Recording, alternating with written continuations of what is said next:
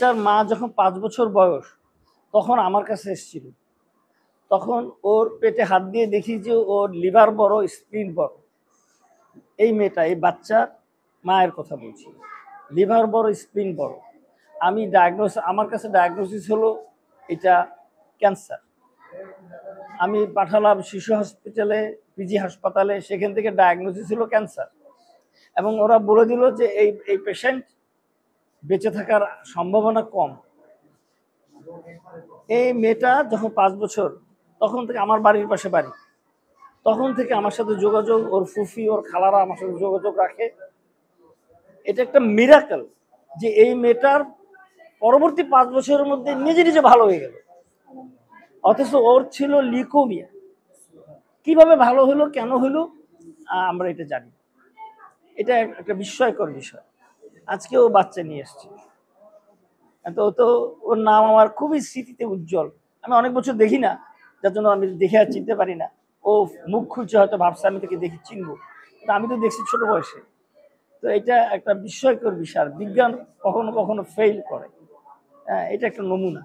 আমি ওর এই কেসটা নিয়ে আমি ওই ডাক্তারদেরকেও বলছি যে আপনারা ডায়াগনোসিস করছেন, অনকোলজিস্টরা, ক্যান্সার বিশেষজ্ঞরা, কিন্তু এই মেয়েটা ভালো হয়ে গেছে কোনো রকম ওষুধপাতি ছাড়া।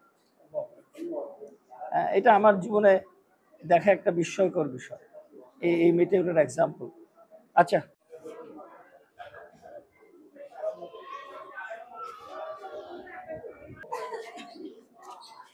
আমাদের গ্রামাঞ্চলে এই সকল ডাক্তার আসলে আমরা পাই না।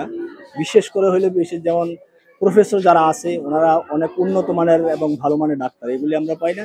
এবং ফ্রিতে পাওয়াতে আমাদের গ্রামাঞ্চলের সকল মানুষেরই বিশাল ধরনের একটা বড় উপকার হয়েছে। এবং এই ধরনের যে জামাত ইসলামের পক্ষ থেকে আমাদের অনেক এর পিছনেও হয়েছে, এরকম এখন হইতেছে। আরও যদি ভবিষ্যতে এরকম সার্বিক পাইতে জনগণ যখন যাদের দিয়ে উপকার পাবে, এবং ইসলামিক যেহেতু হয়, মানুষ স্বাভাবিকভাবে ইসলামের দিকে একটু আগ্রহী।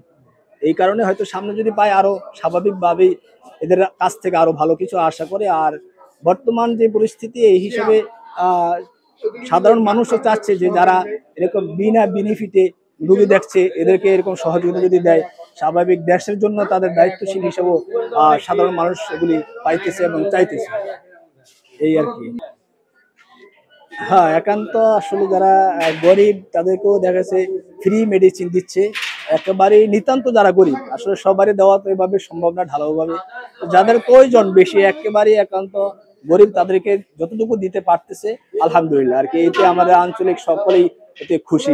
আসলে বাংলাদেশ জামাত ইসলাম আমাদের বর্তমান যে পরিস্থিতি আছে, এই পরিস্থিতির ভিতরে সবচেয়ে আমরা যতটুকু দেখতেছি, এই ফ্যাসিস্ট সরকার পতনের পর বাংলাদেশ জামাত ইসলাম সামাজিক কার্যকলাপ যেভাবে অগ্রসর ভূমিকা পালন করছে, এই জন্য আসলে আমরা আন্তরিকভাবে খুবই খুশি এবং সন্তুষ্ট। আমরা চাই এদেরকে সর্বাত্মক, যেমন যেভাবে অন্যান্য জায়গায় আছে এবং সাধারণ গ্রাম অঞ্চলগুলিতেও যদি এরকম ভাবে তাদের প্রতিনিধিত্ব দায়িত্ব পালন করে, বিনা স্বার্থে যেভাবে তারা করে, এরকম ভাবে আসলে রাজনৈতিক কোনো দলীয় ভাবে কোনো কাজ করে না। তো আমরা চাই ইসলামী দল যদি আসে, তো আমরাও গ্রামাঞ্চলে আরো হয়তো এরকম ভাবে উপকৃত হব আর কি।